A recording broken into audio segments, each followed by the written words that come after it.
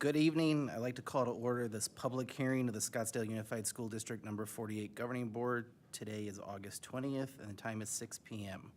May I please have a roll call starting from my far right? Karen Warner. Amy Carney. Julie Sanowski. And I'm Zach Lindsay. 4 governing board members are present. 1 is in the cloud, and we have a quorum. Moving on to 2C, presentation on sex ed, HGD proposed course of study. Dr. Benson? Yes, Dr. Benson, who has been chairing this committee for the last year, will lead the discussion this evening. Welcome, Dr. Benson.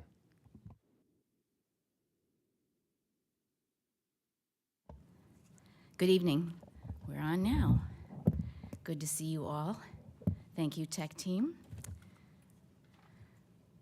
Happy to be here this evening. Again, good evening. President Hartwell's in the cloud, Vice President Lindsay, board members, Dr. Menzel, Ms. Wagner, and all here with us this evening. Tonight, I'm grateful to have the opportunity to provide context to the proposed Sex Ed and Human Growth and Development course of study recommended by the SUSD Sex Ed Advisory Committee as part of a first public hearing required by AZ Legal Authority prior to the governing board consideration for approval later this fall. Key context or background information as to how we got here this evening includes the district paused teaching human growth and development, sex ed, at the middle and high school levels at least 4 years ago, given the district adopted materials hadn't been updated since 2011, the complexity of offering opt-in lessons while students were learning virtually during the pandemic, and in anticipation of revisions to legislation that would impact the review and selection of this curriculum. Since pausing, site and district team members have received requests from parents, teachers, school nurses, again to offer human growth and development in sex ed, affording parents with a choice to allow their student to participate in age-appropriate lessons and content. Those requests and research on the positive impact of providing adolescents with developmentally appropriate information are the why we pursued this work and why we're here tonight. To clarify right out of the gate, in Arizona, sex education is not required in schools and can't be offered prior to grade 5. According to state law, parents have the right to opt their child into sex ed lessons if a district or school offers a course of study. Mid-year last year, district team members launched a committee for the purpose of determining a program of study at grades 5 through 9, and interested staff and community members were invited to apply. Seeking a balance of perspectives, district team members identified 5 staff and 5 parents to serve in this capacity. Governing board approved that recommendation, adding 2 board members, indicating a desire to participate, and me as committee chair for a committee of 13. The committee met 5 times during the spring semester with 100% attendance, despite some members navigating exceptional circumstances. Given the scope of work, an additional meeting was added in June with 11 of 13 members attending. Detailed accounts of all of those meetings are reflected in the minutes and agendas for each meeting, accessible on SUSD's committee hub. And welcome, Ms. Susan. I didn't look around the room to notice that you are one of those that were helping with those minutes, but you are also with us here this evening. The commitment of those serving on this committee in this context has been inspiring. And I want to take a moment to publicly thank and express my most sincere gratitude to the very talented community members, district teachers, nurses, and our principal rep, and the 2 board members that gave their time to participate in service for SUSD students during the latter half of the 23-24 school year. Also wanted to shout out and acknowledge the contributions of the district team members reflected on the right side of the slide before you for their ongoing support behind the scenes, as it was big, especially as this involved technology and posting the resources for public and committee review. Shout out to you all. Enormous thanks to all for your commitment to try to do most right by our SUSD students and families. To get into the work of the advisory committee, all legal authority impacting the work of the committee, including Arizona state statutes, State Board of Ed Admin Code, and SUSD Governing Board policy, was shared and repeatedly revisited to guide the work of the committee. To get us started, General Counsel Nick Buzan led a deep dive through those legal requirements, and the committee reviewed the scope of lessons, systems of communication, and resources identified in courses of study from other Valley districts, as examples. The committee established a preliminary scope of study largely based on required legislation, and we used that to create a rubric to use when we reviewed the resources submitted for consideration to support this course of study. Finalizing the content to include in the proposed course of study and identifying curricular resources to use to teach the content were the committee's final actions at their meeting in June. At that meeting, committee members identified choosing the best as the primary resource or vendor to recommend that best fits the content in the proposed course of study at all levels. Recognizing the importance of the content and information in the course of study and the importance of academic instructional time, the initial course of study proposed by the committee supports 2 to 5 typical lessons at grades 5, 7, and 9, 2 towards grade 5, and 5 at grade 7 and 9. Key content at grade 5 includes information on changes occurring in the body during adolescence and personal hygiene habits to promote health and confidence, along with a short, age-appropriate YouTube video on consent and personal boundaries. Key topics at grades 7 and 9 largely consist of required content based on legislation reflected on the slide we're seeing now, with a clear emphasis on abstinence, important information on the development of refusal skills to support risk avoidance, what constitutes healthy relationships, and consent. As has been discussed at previous board meetings, legislated content serves largely as our standards in this course of study. As committee chair, I've reviewed all resources, and any legislation not addressed in choosing the best has been added to a supporting appendix-like document and included in our course of study, much like other districts do. A related area that continued to emerge across the committee was cyberbullying, in conjunction with healthy decision-making and respect for self and others. Appropriate uses of technology and social media, including information on sexting and what not to post, are included in the Choosing the Best lessons at grade 7 and 9, but information on bullying at grade 5 is likely a little bit beyond the purview of this course of study. As chair, I included the SUSD anti-bullying posters used in all classrooms in the course of study to note the attention given to the topic, and I've spoken with other team members in student services and more about the recommendation for more lessons to address cyber and other forms of bullying moving forward. Most important to note is that the proposed course of study recognizes parental involvement as essential in promoting decision-making among adolescents, emphasizing that values about human sexuality should be established at home. The course of study situates parents as partners to promote a comprehensive approach to student health and wellness.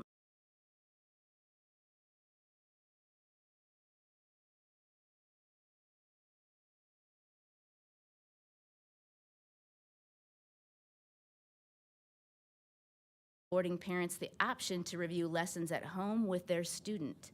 The vendor identified by the committee, Choosing the Best, allows for this type of flexibility. Do we need to do a tech check, or are we all good? All good? All right. About Choosing the Best. Choosing the Best is a leader in providing age-appropriate curricula, empowering teens with information to develop healthy habits and promote risk avoidance since the 1990s. 2 resources have been identified and recommended by the committee at grades 7 and 9. One that specifically teaches content on reproduction and sexual health, and a second that includes other required content on risk avoidance, healthy relationships, coined Choosing the Best Path at grade 7, and Choosing the Best Journey at grade 9. Both of these resources from Choosing the Best are Arizona-specific, and they include key content required by Arizona legal authority. So they make a special slide deck set for Arizona. The full content and all modules for both of these resources are available for review. Given the committee's recommendation for a 5-day max course of study, Choosing the Best has proposed initial recommendations to prioritize content for the 5 lessons at both grades 7 and 9. Those recommendations are indicated in a table of contents included in the course of study. Pending board approval, feedback received during the 60-day public review will be shared with Choosing the Best, and they will confer with team members at grades 7 and 9 to confirm the lessons and activities we want to include, and then customize their teacher tool to be used in SUSD for instruction at grades 7 and 9. They've already customized the teacher tool at grade 5 to separate content for boys and girls at no charge, per the recommendation of the committee. Again, pending board approval, they'll publish that for SUSD. An additional bonus for partnering with this vendor includes that pending board approval, choosing the best will provide an asynchronous model or platform where a member of their team teaches all the lessons at grade 7. To note, we've clarified at the viewing station that the teacher tool is the most important resource for our community members and parents to be reviewing, as it includes the materials students can see and discuss. Though they are available for purchase, no digital or print student workbooks are recommended for purchase or use at any level in our course of study. In keeping with legislative expectations, not only is it a cost savings, but activities and questions included in the resource would be completed at the class level, not in a workbook, and student responses will not be recorded. No homework, grades, nor surveys will be given in any part of SUSD's proposed course of study.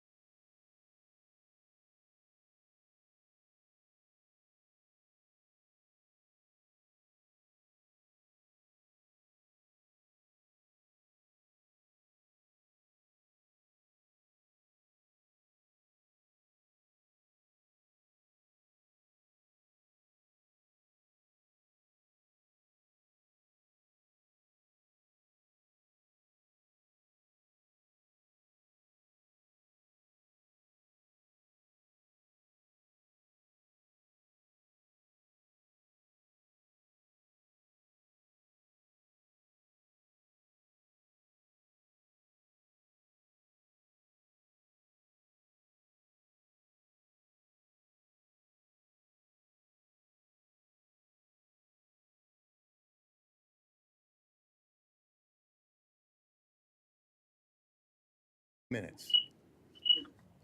Okay. So first of all, well, I was going to say thank you to Dr. Benson for all her hard work. But one thing I guess that concerns me is you're saying that there's draft in there, draft material there. I don't think it meets all of the requirements for the law, and that it'll be finalized pending approval. So how is it that we're having a hearing for a 60-day review of what will be proposed when it's not proposed yet? That's a question that I don't understand. How is that we do that? And second of all, I know, wherever she went, Karen, I did send you some comments, so how are those going to get fed into the public record? My question and your responses, which we exchanged over emails. So I don't think the current curriculum covers the requirement of the law talking about about preference for encouragement for support of childbirth and adoption as opposed to abortion. Matter of fact, the teacher tool actually has reference to, I don't know what they call them, the morning after pill or Plan B or something like that. So I don't see the reference. There was a note that said that there'll be additional required legal content. And when I went to review that, all I saw was a note from Nick, I believe, that just cites the law that says you have to have a preference for childbirth and adoption. But I didn't see that in any of the material yet.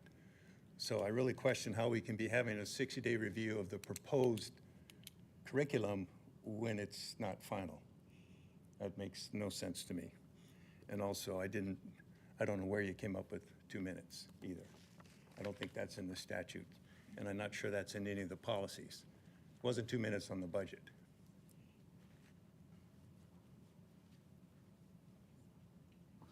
Any more public input? Seeing none, that concludes the public input portion of the public hearing. I move to adjourn the public hearing. Is there a second? Second. Board Member Sinowski seconds. All those in favor, please say aye. Aye. Aye. Motion carries 5-0. This public hearing is adjourned. So now, I'm trying to be more gentle. I'd like to call to order this special meeting of the Scottsdale Unified School District Number 48 Governing Board. Today is August 20th, and the time is 6:16. Board Member Sinowski, will you please lead us in the Pledge of Allegiance? Sure.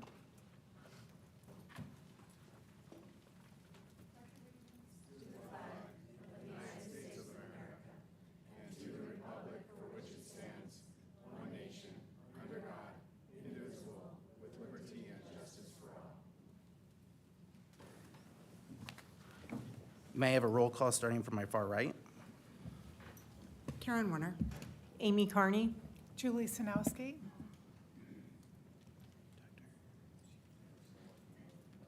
Okay, Zach Lindsay, 4 governing board members are present, and we have a quorum. Moving to item 4D, approval of the agenda. Do I have any requests to change the agenda? Hearing none, I move to approve the agenda as proposed. Do I have a second? Second. Board Member Sinowski seconds. All those in favor, please say aye. Aye. Aye. Motion passes 4-0. Superintendent comments. Dr. Menzel? Well, good evening, Vice President Lindsay and members of the governing board.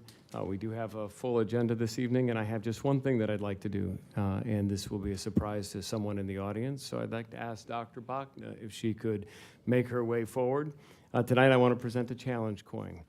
We have a lot of amazing people who work in Scottsdale Unified School District, and tonight I want to recognize Dr. Bachna, our Director of Assessment and Accountability. She continuously goes above and beyond in service of our students and staff. 2 things in particular that I'd like to point out this evening. The first is with respect to Let's Talk. No one receives more Let's Talk dialogues than Dr. Bachna, and she sets the bar very high. Her close rate for dialogues is 0.2 days. Not 1 day, not 2 days, 0.2. Her customer satisfaction score is 9.9. It's extraordinary. The other thing that I want to call out specifically is that during the course of this last year, from the end of the school year through the summer, every week we've had an update on open enrollment. We have more than 2,000 students open enrolled in Scottsdale Unified. 1,120 or so are out of district. The other are not in their boundary schools, but within the district. But every week she's been providing an update so that our registrars and our team can stay on top of moving people from a wait list into an enrolled status so that they can attend one of our Scottsdale Unified School Districts. So I want to present you with this excellence coin. Thank you so much, Cindy.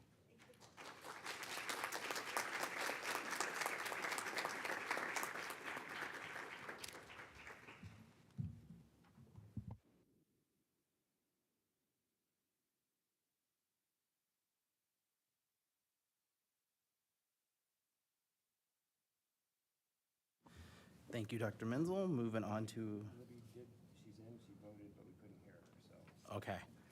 So moving on to action items. First up is 6A, second read and approval of governing board policy KJA regarding relations with booster organizations. Mr. Buzan?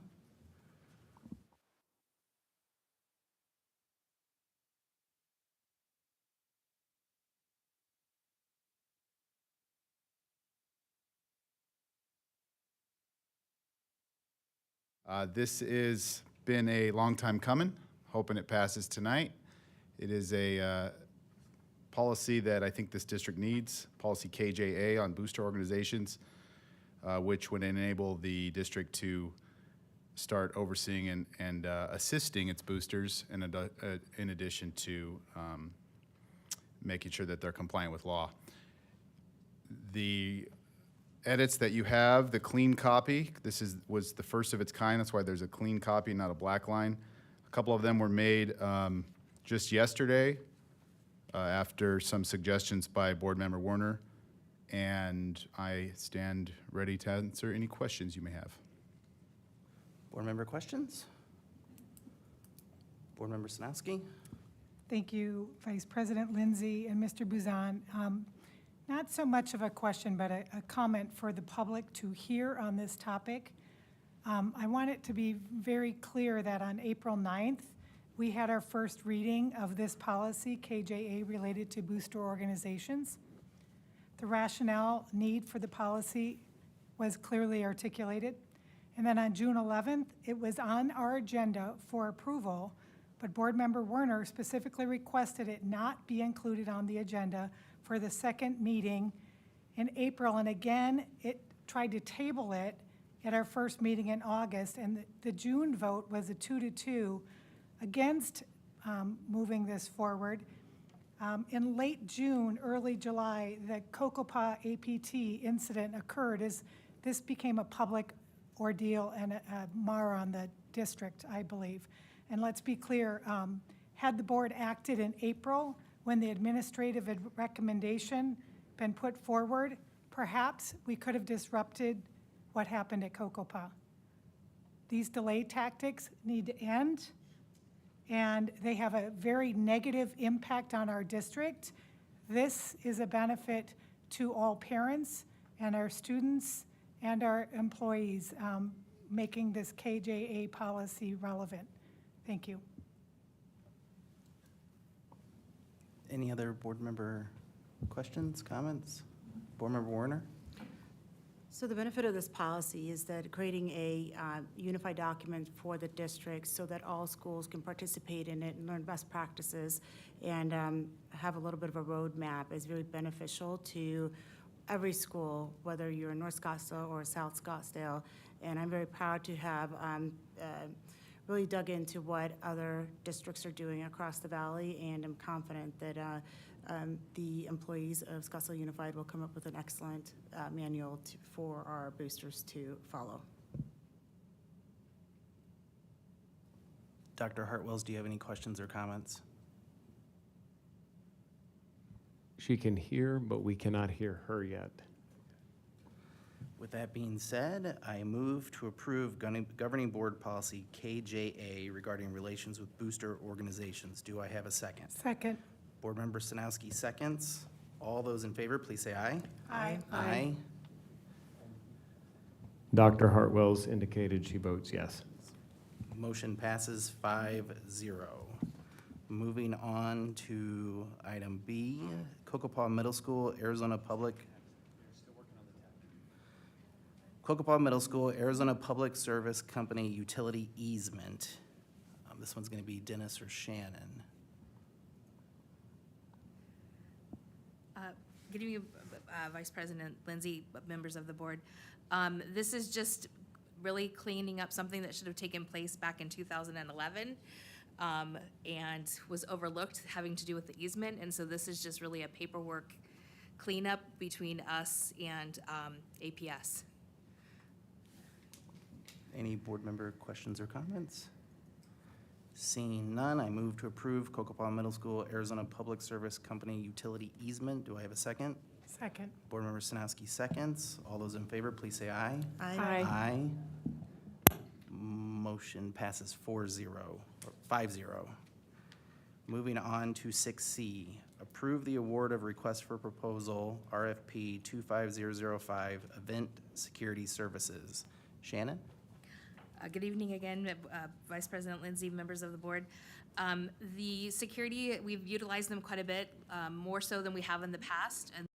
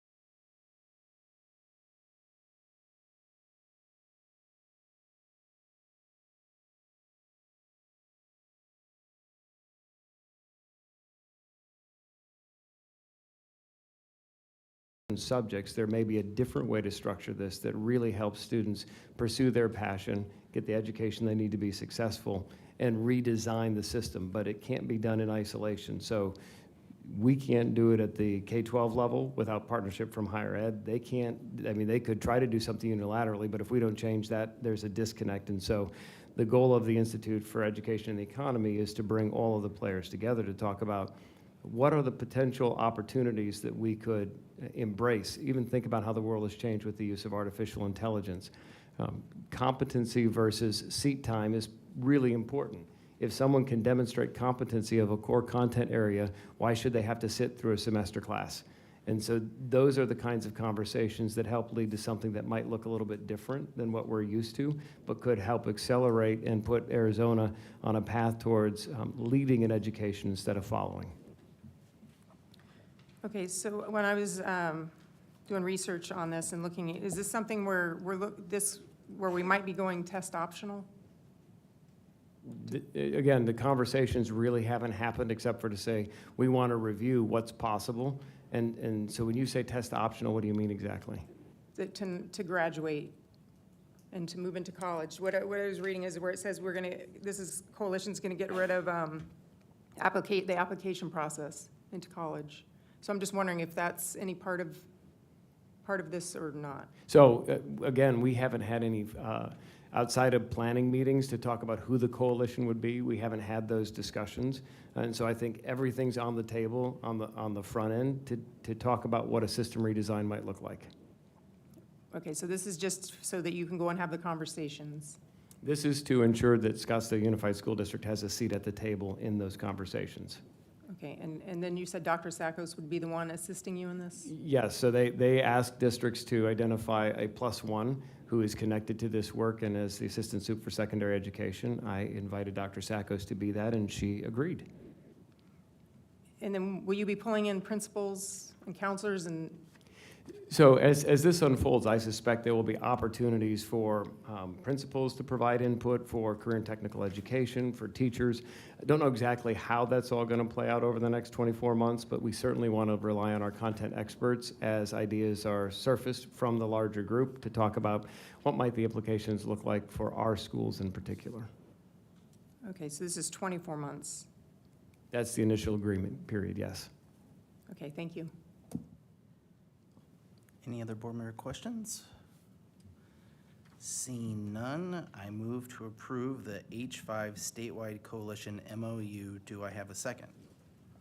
Second. Board Member Sanowski seconds the motion. All those in favor, please say aye. Aye. Aye. All those opposed? You just heard Libby. Yeah. All those opposed say nay. No. Motion passes 4-1. So moving on to executive session. 7A, the governing board may convene an executive session pursuant to ARS 38-431.03A1 and A2 to consider a complaint filed against an employee pursuant to governing board policy KEB, and 7B, discussion or consultation for legal advice regarding item 7A above with the attorney or attorneys of the public body pursuant to ARS 38-431.03A3. I move to go into executive session. Do I have a second? Second. Board Member Carney seconds. All those in favor, please say aye. Aye. Aye. Motion passes. Is Libby voted? Dr. Hartwell's? Well, 4-0. 5-0. So, She said said no. no. oh, no. So 4-1. 4-1. Motion passes 4-1. We are moving to executive session. And we'll leave this room and go to 105.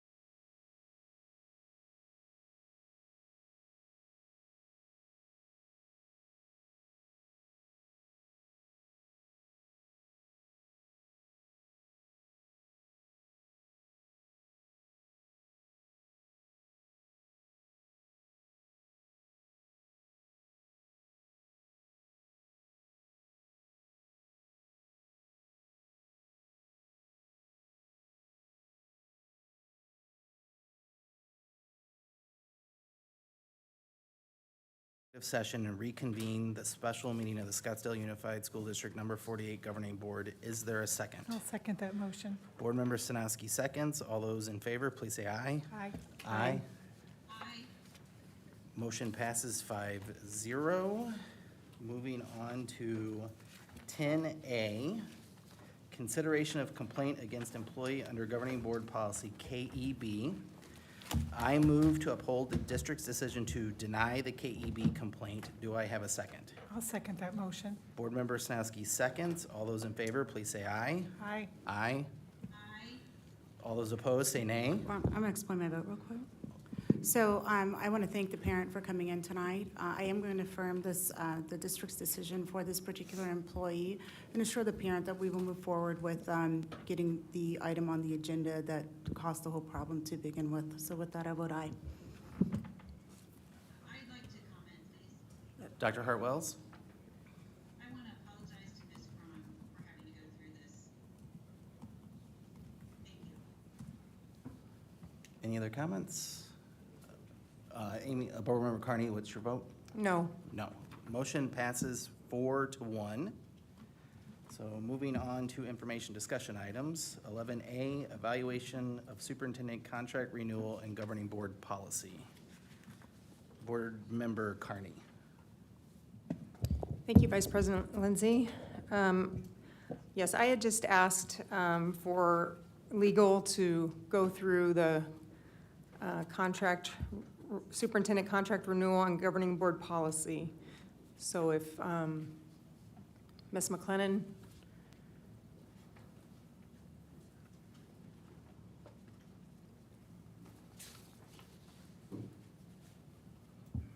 Madam President, Vice President Lindsay, members of the governing board, Jennifer McLennan, Gus Rosenfeld.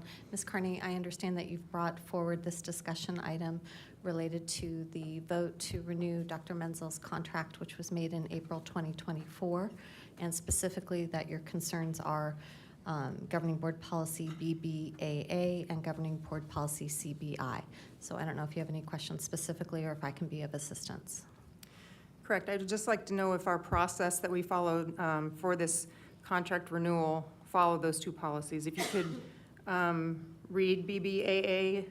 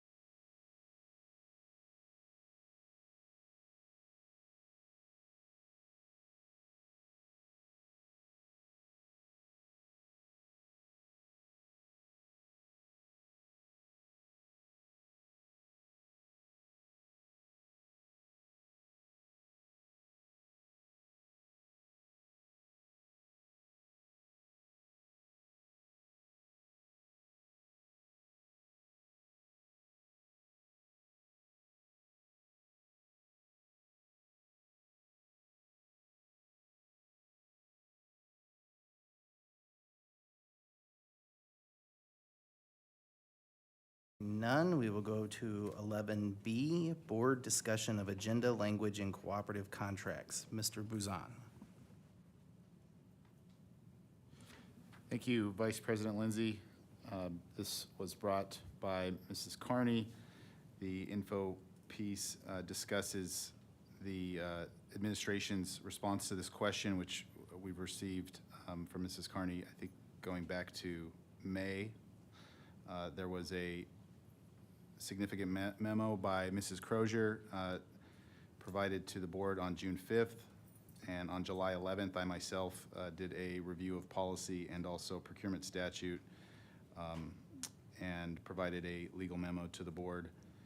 And so here we are today for any questions that Ms. Carney may have or any other board members.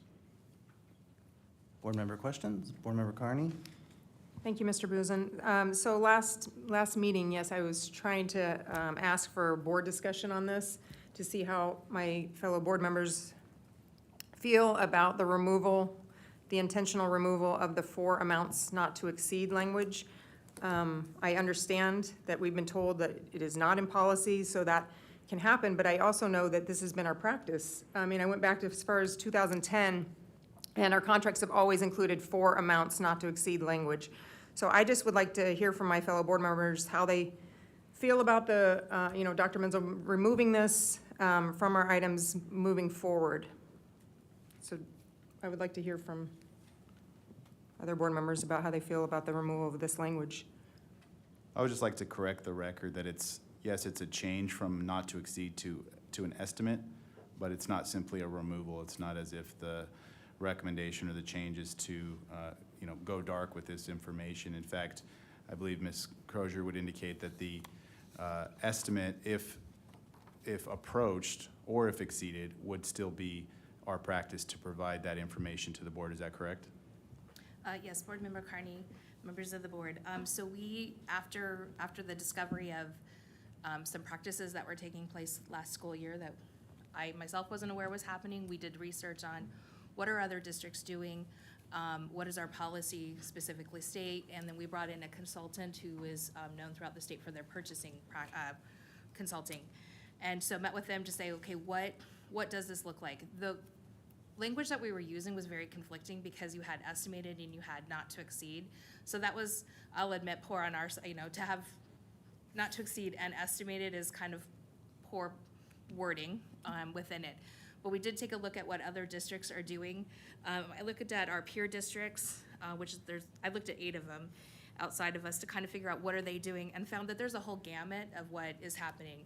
A lot of districts are saying estimated, but they are bringing it back, and that was our intent as well. So if they're saying estimated spend would be X amount of dollars, but if they're going over that, then you'll see there's board agendas to bring that back, which is the practice that we would like to follow as well, of having an estimate of what we think we'll spend, knowing that some cases, and we've run into this already on 3 or 4 occasions, something might happen where we're gonna need to spend more than we anticipated. And so we're tracking that now, and so the procedure would be to bring that back if it's going to go over. It was just looking at what other language are we seeing out there within what's being presented. So we did research on what their wording that they're using, how they're taking commodities and co-ops to their board members for approval, and what that looks like amongst other districts as well. And we also want to be cognizant of how we can continue the business of the district and making sure we're getting services taken care of as well.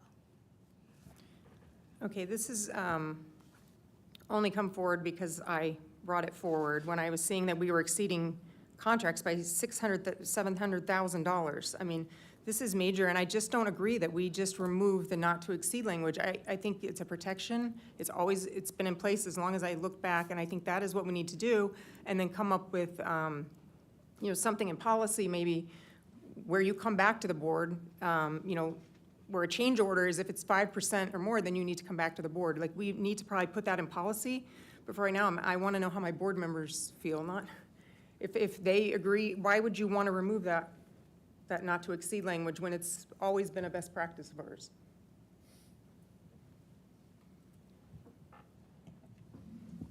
Board member Warner? Thank you. I do agree. I think that there'd be a best practice to have something in place that if you're going to exceed it within a certain percent, that you would just come back to the board.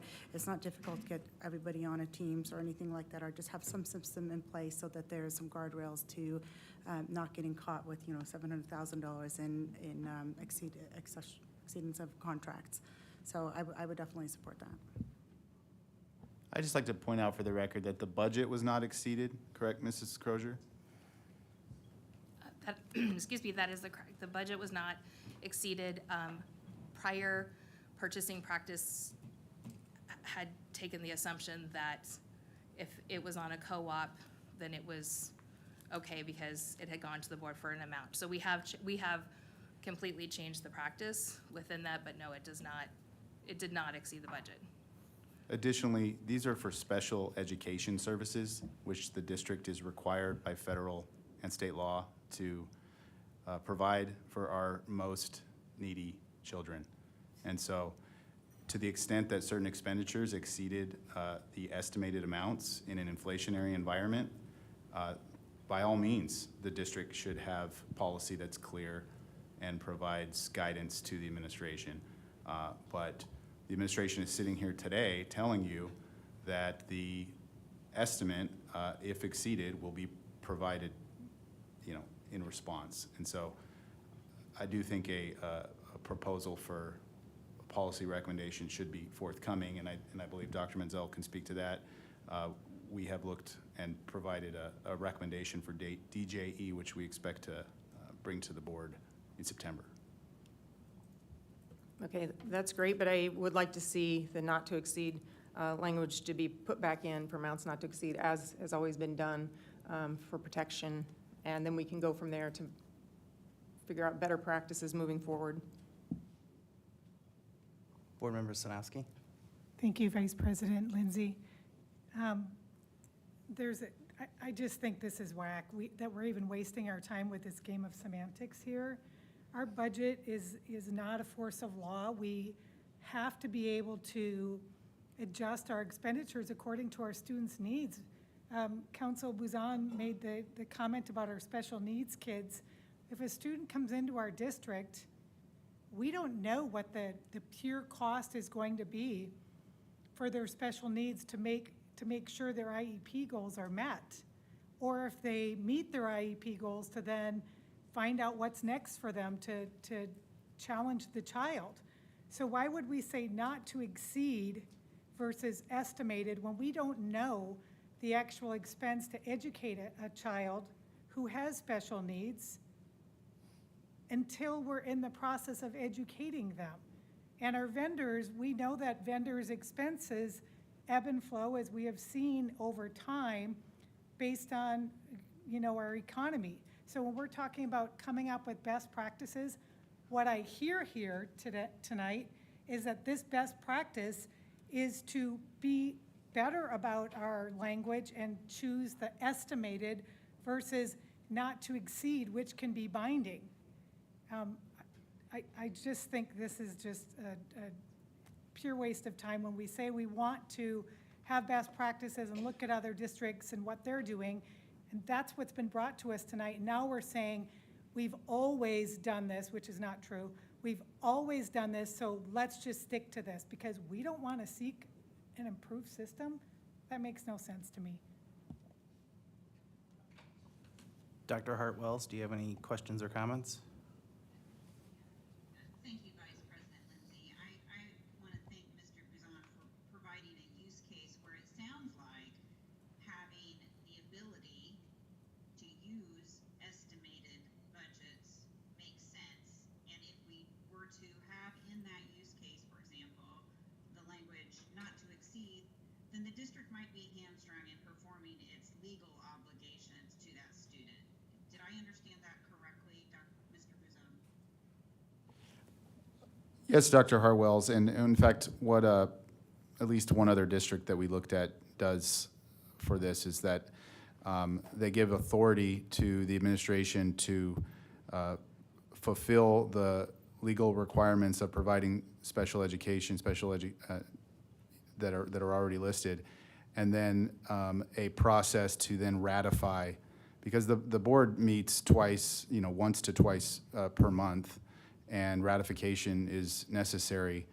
It's also necessary for the efficiency of the district to provide those services in real time, and having a board meeting to provide those services when the estimate is exceeded is simply not practical. Thank you. So what I'm hearing from a practical, operational perspective is that having both of those tools in the legal toolbox so they can be applied where applicable and where appropriate is what the district should have available to it, not locking into just one option. There should be both tools in the legal toolbox.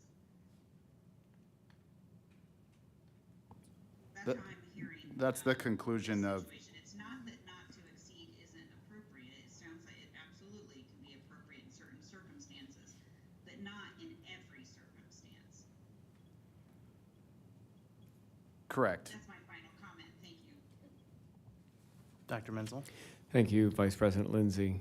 The reason we've recommended a revision to the policy DJE is because these details can be worked out in that policy so that there's clarity for the administration in terms of how and what. We want estimates to be as accurate as possible, but in the case of special education, in particular, where you don't know what the needs are going to be, and in the case of this past year, we had a demand for more services than we had staff to be able to cover it. So that's why identifying, you mentioned change orders, for example, Board Member Carney. We need the policy to be very specific. As soon as the issue was raised by you, it was investigated. Ms. Crozier took action with her team to make sure that we put safeguards in place, that people were notified.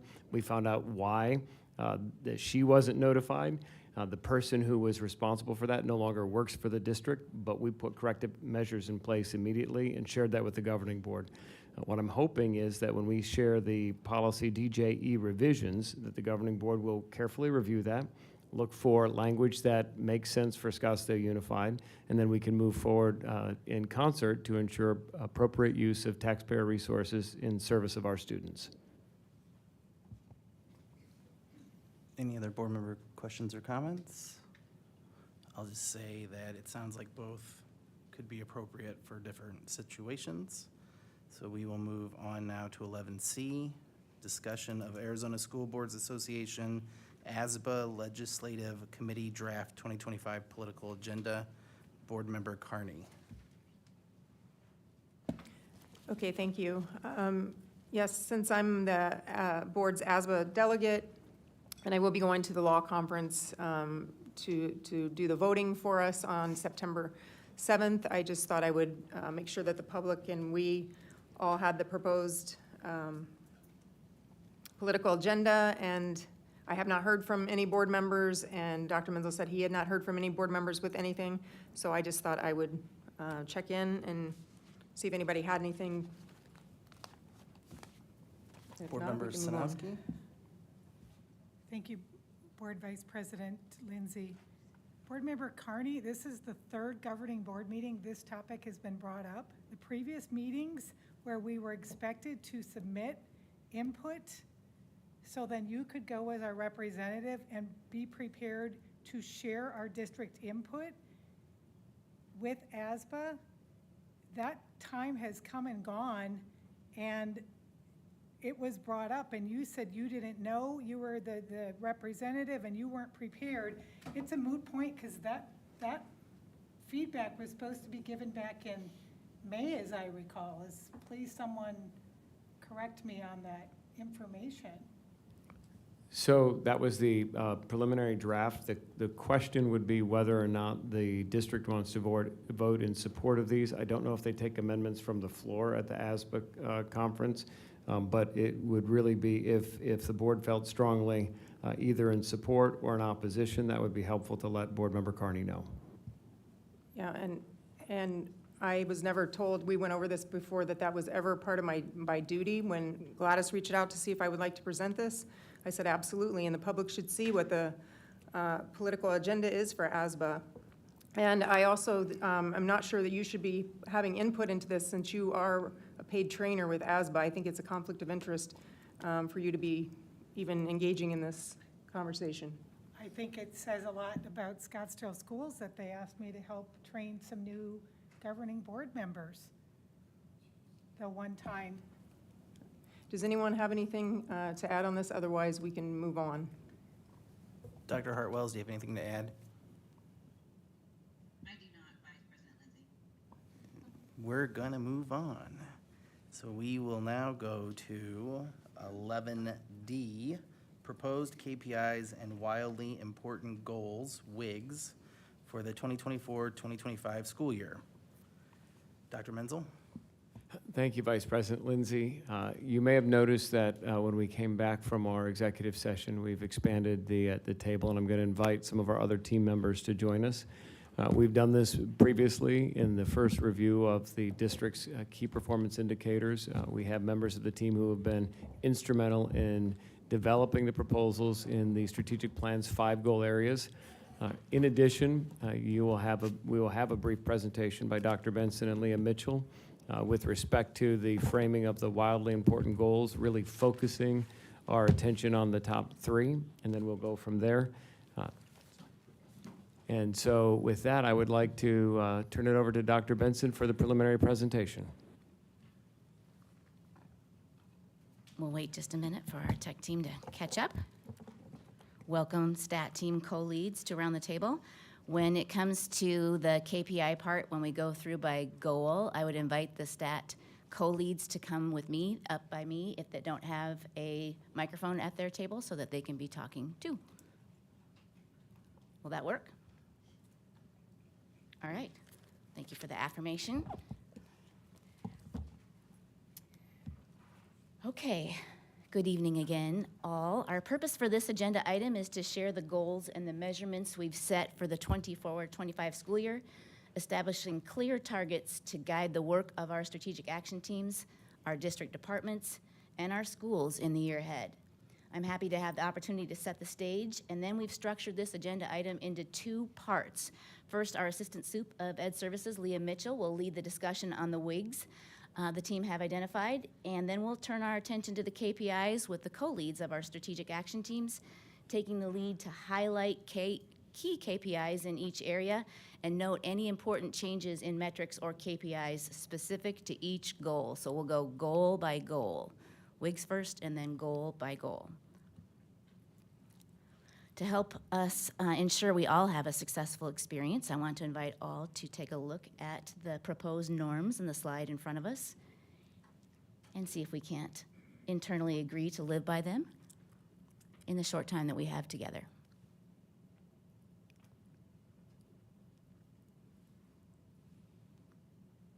Appreciate that. We do intend this part of the agenda to be very conversational between team members, and so we wanted to make sure that we paused and created the context for that.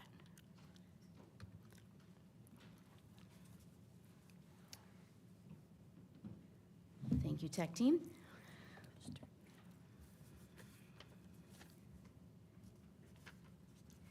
We do an awful lot really well in SUSD, and in our commitment to elevate excellence, we know that we have identified last spring and summer when we shared out our KPIs, we have identified key areas to focus on to make measurable improvement to do even better. To focus our continuous improvement discussions and frame the work of the team for this school year, Dr. Menzel, some of you may have known, provided all cabinet and extended cabinet members a book, The 4 Disciplines of Execution for Educators, and that book has since been shared with principals this fall too. So to lay the groundwork for our discussion this evening, just wanted to make sure we all have a shared understanding of a couple of key words we're going to hear over and over again tonight, this eve, and throughout the year. Wildly important goals, many of us are familiar with what those look like, but they are defined as the most critical to a district's success. It's recommended that districts have no more than 3, and that lag measures to track the success or establish those goals are met in conjunction with the wildly important goals. Do we need to pause with tech, or are we okay? Okay, just making sure. Acting on the lead measures or identifying the actions or strategies we'll take, the how behind the WIGs is also critically important in this process. So we're going to be focusing on that in just a minute. Leah's going to talk through how our team has established wildly important goals and a little bit about the lags and leads associated with them. But also wanted to kind of pause and recognize we've done a pretty good job here in Scottsdale with the KPIs about having a compelling scoreboard and keeping it forward today. Great. Thank you so much, Dr. Benson. Thank you guys so much for having me here. So excited to be a part of this conversation. And so I want to just share a little bit about the process we went through as cabinet and that will lead our school leaders through in the development of wildly important goals. And so I got here right as you guys were on the heels of analyzing your 23-24 strategic goals, your key priority indicators, and seeing the areas of celebration and also the areas that we still have a good amount of work to do. I was excited to arrive in Scottsdale to see we are outperforming peers across the district, in some areas by double digits, but I also know as we elevate excellence, that was not good enough. And so we did do a deep dive and analyze those strategic plans. And when you think about wildly important goals, you're really thinking about what are the parts of our system that are showing us they have this urgent need. And I liken it to an analogy, if you'll just bear with me for a quick second, that we are all familiar with because KPIs, strategic plans, and WIGs can be new language. So I just want to give you the analogy that I use to help make it sense in my mind. Similar as if every year we go to the doctor. You're supposed to, at least. You go to the doctor, your general practitioner, they give you universal screeners. They check your height, your weight, your blood pressure. Depending on your age, your pre-existing conditions, they might give you some additional labs, and you have a conversation about your overall system health. Some of us leave there with a couple recommendations: drink more water, watch less TV at night, sleep more, stress less, those types of ongoing plans to monitor the overall system's health. Some of us on our annual visit might leave with, ooh, you're in pretty good shape, but you know what? You need to reduce sugars. You're in a pre-diabetic range, or that's in your history, so you need to set a goal to reduce that. Or you know what? As you age, you really want to watch your weight, and so I'd maybe just pay closer attention to your calorie intake, small goals that you have that you're monitoring your overall system. We all are relatively used to that, and to me, that's very similar to our strategic plan, our key priority indicators, things that we're monitoring in order to have a healthy system. Wildly important goals, to me, are those things that emerge either urgently or your doctor sets you down and says, I can't help you, you have to go see a specialist. Whether it's out of something out of the blue that you weren't ready for, or just your regular visit that they say, oh man, you have to start seeing a cardiologist. You have an emergent, urgent situation that you need to plan for, think about, and strategize around. That is really my interpretation of our wildly important goals. We have a strategic plan, things we are monitoring and that we want to continue to strengthen, but our analysis did show that there are some areas that we have to double down and be wildly focused on improvement. What you'll see in those areas, on this slide here, we did identify academic excellence in mathematics, student and staff attendance, which I'll talk about in just a moment, and school enrollment. And so we drafted these wildly importantly goals, not because the other key priorities and strategic plans aren't important. They're critically important to our overall health, but these wildly important goals emerged as symptoms that we have to develop a treatment plan for very quickly in a very focused way. On the next slide, what you'll see are some of the guiding questions. These are questions as cabinet members. Those were the lens for which we reviewed data, had conversations. Also, very similar questions that we're asking our school leaders as they look to strengthen their plan, see what are emerging symptoms that they may need to treat in a more focused way. These are the same types of questions. When we dug deep into those, we noticed in terms of mathematics, there are gaps we have to close. We are not performing near the level any of us would expect of our students. We are seeing some declines in mathematics, and so for us, that is an area that is intensely in need of focus and what we are elevating. Also, we know, along with academic achievement in mathematics, another partner to achievement is our kids there every day, our teachers there every day. Is instruction engaging? So when we think about what's most critical to our success, students being there, teachers being there. Also, what requires our energy, mathematics, attendance, but also ensuring that our schools are full, that families feel excited about coming to Scottsdale, more families want to come.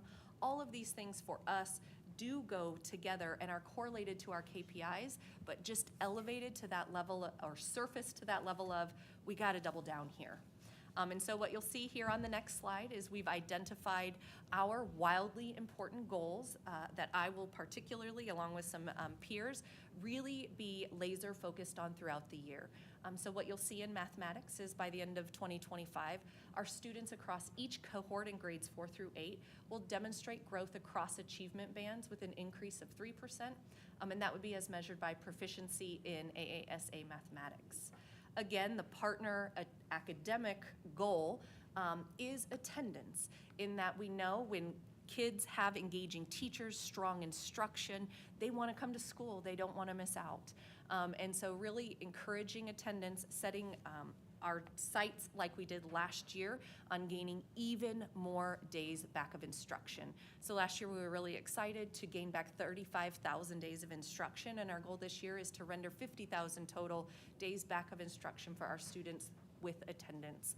And then enrollment, really critically important that we bring more kids in, we keep the kids we have, and we ensure satisfaction across all levels. And so from May 23rd, 2024 to the 100th day in this fiscal year, 24-25, we are expecting that enrollment in grades 1 through 12 will increase a minimum of 1%. And we just put that caveat of not including those early graduates. We know that last year caught us up a little bit, and we do want to encourage any of our summer or early graduates in December to go ahead and cross the stage for that purpose. So we've set aside these to strengthen our strategic plan, to continue to double down our focus in areas that we know elevating excellence is so important for our students, our teachers, our staffs, and really so that we can deliver on the promise that our families are expecting each and every day. Thank you, Leah. You're very welcome. With that, before we move on to KPIs, we wanted to make sure that we are structuring this in such a way to invite board members' insights and questions. And so, board members, did you want to engage in this part of the conversation specific to the WIGs, the 3 WIGs that have been identified? Insights or questions or comments? Seeing none.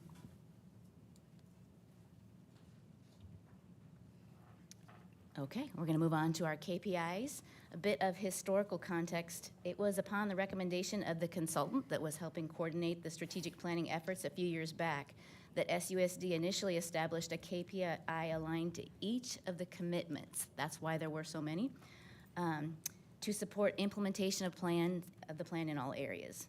And while all of those areas are important, each commitment is important. Using a like process, as described by Leah, our cabinet members and STAT team leaders have reviewed the KPIs from 23-24 and identified those most critical to our forward progress, and those are highlighted in gray boxes in the handouts that are in front of us and also that are linked in board docs. The tight alignment to WIGs is in the yellow boxes. So we will continue to monitor all of the KPIs previously established, but we'll focus more attention and actions to those identified as most important. To kind of walk us through this and structure our conversations, wanted to remind team members and persons watching and with us that the alignment of our work between our strategic action teams and the goals in our strategic action plan are reflected on the slide before us. Wanted to shout out and highlight and invite the 2 new STAT team leaders to the team, Leah and Heather, to MTSS and attracting, retaining, respectfully. We're going to scoot through this goal by goal, having the co-leaders of each area hit a few highlights. And with that, we're going to start with goal 1, academics. Leah, Kim, and Cindy. Great. Thank you so much again, Dr. Benson. And we did just want to, again, point out that the gray means that those are indicators we'll be focusing on, monitoring. Yellow does show that alignment to the WIGs, and white are things that are still very important, but we may not be reporting on. Important to note, prior to just opening conversation around the academic excellence, is that we have proposed some changes to measure progress in cohorts in some of the metrics so that we're really able to see students that are in our care last year, how are we growing them, how are we serving them when they're still in our care this year. So you will see both cohorts in some areas and proficiencies in others. But I just like to invite the conversation around questions, wonderings, and we have a really awesome team who is also here, happy to answer anything that's on your minds. Any board member questions? Board Member Snosky? Thank you. I'm glad to see we're considering cohorts, because it does not make sense to do across our district a third grade group this year and a third grade group next year when looking at data and information about student success. We've got to track the same kids. Thanks. Thank you for that comment. We do appreciate that. That was definitely our thought as well, as we want to track the students we are providing supports to as well. Dr. Hartwells, do you have any questions or comments? I do not, other than just to say thank you to the STAT teams, and we're working very hard over the last several months, and appreciate all the hard work that's gone, and thoughtful work that's gone into the proposal this evening. Board Member Warner? Yes, I want to thank you for condensing the goals or the WIGs. Last year it was just very massive and just a lot of things, and I think it caused a lot of confusion and so on. So I do appreciate that it's in this smaller format. I would like to say on the enrollment that we go back to a end of year to day 10s. We're actually looking at the students in seats that we have as opposed to 100th day, and so I'd like to see that change. Thank you. Just to be clear, you wanted it changed to, I want to make sure we've captured that correctly. So you would do end of year to day 10, so you're looking at actual enrollment. How much have we actually increased in enrollments as opposed to the 100th day? So like right now, we're down 486 students-ish, right? So for order for us to continue to increase, we have to look at the hard numbers. So I would like for us to look at, so next year, that, we're, maybe if the loss of students is 200 versus 486, that would be an increase, so that we are increasing from that are students in seats or butts in seats. So I hear two different things, just to be clear. One is the range of date from to as part of it. The other, in the recommended WIG, is to really focus on the cohorts that we control differently. So when you look at our graduating class last year, 1,880, and our incoming kindergarten class of 1,296, if I'm remembering the right number off the top of my head, there's a 618 or so student difference just from the outgoing senior class and incoming kindergarten class. So we've actually grown in between the numbers by 270 or something. So I just want to make sure that we're all clear on because we want growth, absolutely. We want growth. So I just want to make sure that Absolutely. we're clear on how we're measuring that and why we chose the 1st through 12th grade, because it's unclear what the universe of potential kindergartners are, and when you have 1,880 graduating seniors, that's the biggest explanatory variable. But between the numbers, we want to keep the ones that we have, and we want to continue to grow the cohorts. Yes, agreed. Appreciate the conversations. I think we're ready to move on to Area 2, Goal 2, Culture and Climate, with Dr. Sackos, Ms. Cron, and Matt Linz is our third tri-leader of this team, but not here this evening. Just wanted to shout out and recognize his support to the team as well. Dr. Sackos? Sure. So as Ms. Mitchell shared, it's important that we get our kids to school so they can engage in first best instruction. And so what you'll see there with the wildly important goal is that increase in attendance from 92.69 to 93. The subsequent goals underneath, of course, support getting kids to school and attendance. So you'll see, looking at our data from the Hanover survey, is we want to see kids are connected to schools, that they feel respected in schools. And so that, of course, supports getting our students there, as well as looking at student participation, increasing student participation in our clubs and athletics too. Again, a lot of the connectedness with school, we believe that will help increase our enrollment. Any questions?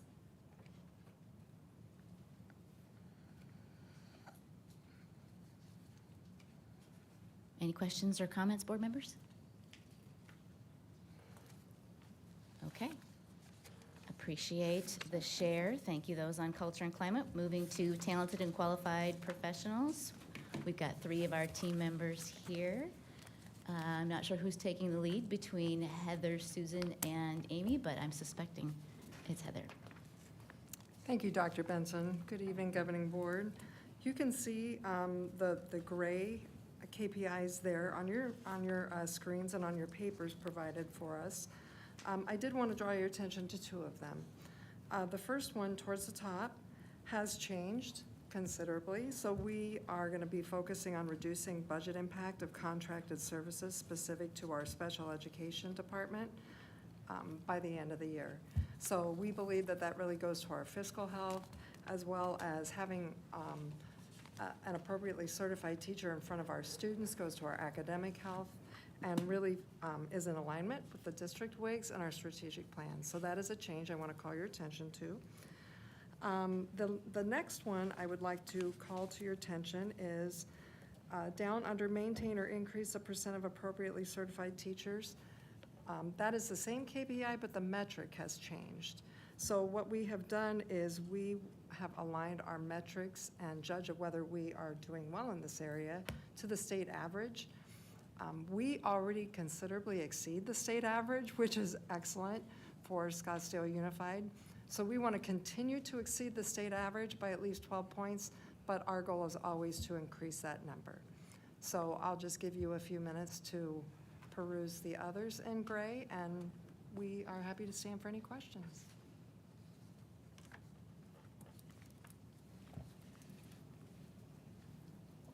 Board Member Carney?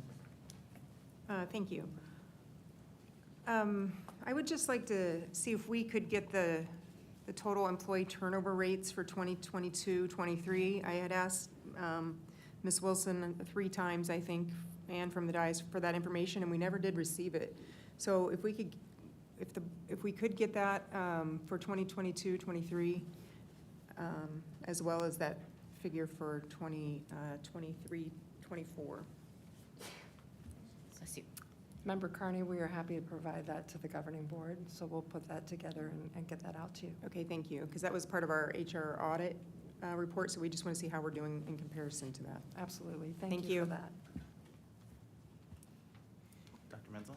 So I just want to point out, at least based on what I'm looking at in the data, the state of Arizona certified percentage is 88.72. To beat that by 12%.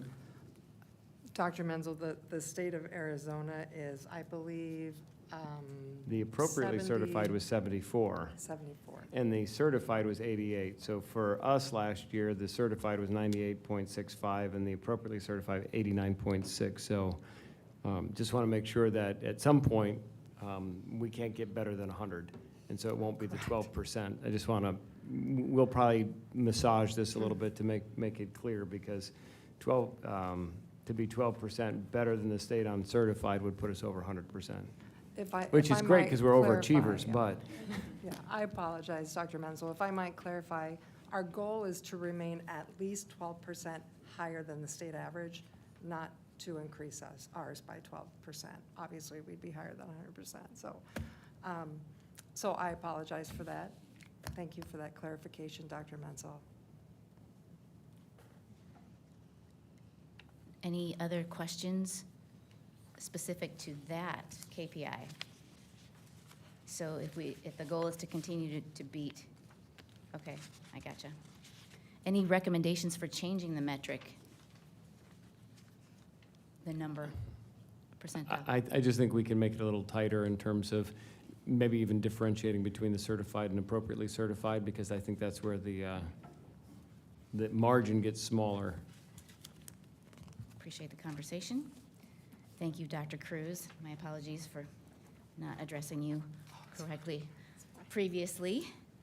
Okay, we are moving on to Goal 4, Community Engagement and Partnerships. We've got our trio of leaders around this bend over here, are Christine and Amy and Michelle. Yes, Vice President Lindsay, members of the board. We are most grateful for the work that has been done at the site and with the high school planning guide and our guidance counselors and CTE to really develop work-based learning and community volunteering and enrolling students. And last year, reaching the 23 interns and 5 participating in volunteering. That was outrageous growth in 1 year, and we're excited to continue to build on that, but then additionally create more opportunities and enhanced opportunities where we have strong partners to grow those partnerships and then to bring more to the table. We know that even outside of these CTE programs and offerings, that there are students that are wholly engaged in internship and mentorship opportunities, looking for more connections with our community partners. And that's what we're aiming to really track and additionally enhance this year moving forward.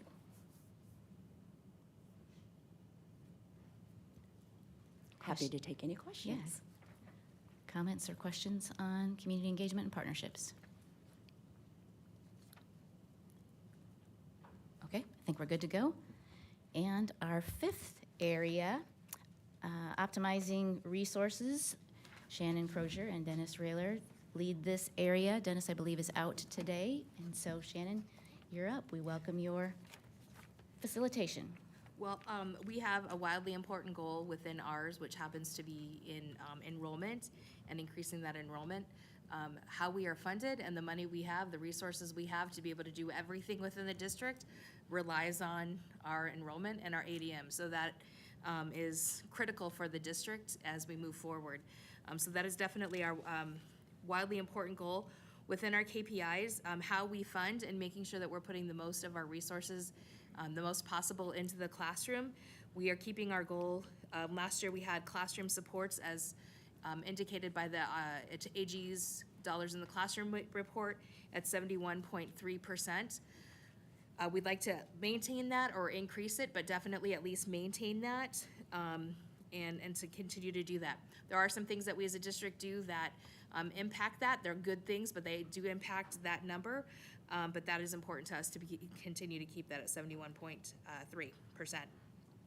We're going to keep working on some other metrics and monitoring them. There's some things we put in place last year that really are going to be of monitoring this year when we're talking about the decision trees for utilizing our facilities, as well as we put in software to monitor the use of resources that we buy. And so making sure that we're monitoring those, that what we're buying, we're using, and if we're not using it or it's not producing the results we want, that we're not continuing to buy those licenses and we look at what is a better option. So we'll continue to monitor those things, still important, but we put a focus on classroom spending. Questions, comments, or insights on optimizing resources? Thank you, Shannon. Did want to pause and do a little shout out to our innovation in teaching and learning co-leads that are also around the table, Dr. Watt and Dr. Praninsky. Is there anything that you'd like to add? You are our cross-cutting area that intersects all of our goals, but just wanted to make sure we acknowledged your leadership as well. All right. With that, our next steps include that we will button down the finalized recommendations and bring this back to I believe the next governing board meeting is the plan for final approval, and continue our ongoing work with across our strategic action teams. They meet quarterly as teams, but we meet monthly as a group of co-leads to check in on each other and share relevant and important action steps, review data, and we'll be doing this, keeping a compelling scoreboard and creating a cadence of accountability throughout the year. You can expect to see how we're doing metrics mid-year and end of the year, so you too can be following along with that cadence of accountability. I just wanted to do a shout out to all that are around the table. There's been so much work and conversation in our strategic action teams, and couldn't be more proud of the work that you're all leading and the way you're working together to move these along. So thank you. We're going to move to, Dr. Menzel. So I just want to thank you, Dr. Benson, for your work in helping to quarterback and keep us all focused and moving in the right direction. I do want to ask the governing board members, the KPIs and WIGs as proposed tonight, if If you anticipate significant changes, it would be helpful to know, because the next step for us administratively is we calibrate our goals for the year with respect to the superintendent goals and cabinet's goals to these KPIs and WIGs. And so my goal would be to bring both to the governing board for consideration at the September 10th meeting. If you anticipate that there will be, feedback from the board that would substantively shift these, then I would want to wait on putting together the goals for cabinet and the superintendent until we've landed this. But if you think it's close and it's only going to be maybe tinkering, then we'll work on getting those prepared so that we can bring them simultaneously to the board. And as a final shout out, wanted to thank Ms. Mitchell for her leadership and expertise in leading the process through the WIGs at the cabinet and across the teams. Thank you much. With that, I think we're ready to wrap this agenda item up. Thank you all. So we're going to move to 12A, adjournment. I move to adjourn the special meeting of the Scottsdale Unified School District Number 48 Governing Board. Do I have a second? I second that motion. Board Member Snasky seconds. All those in favor, please say aye. Aye. Aye. Aye. Motion passes 5-0. This meeting is adjourned.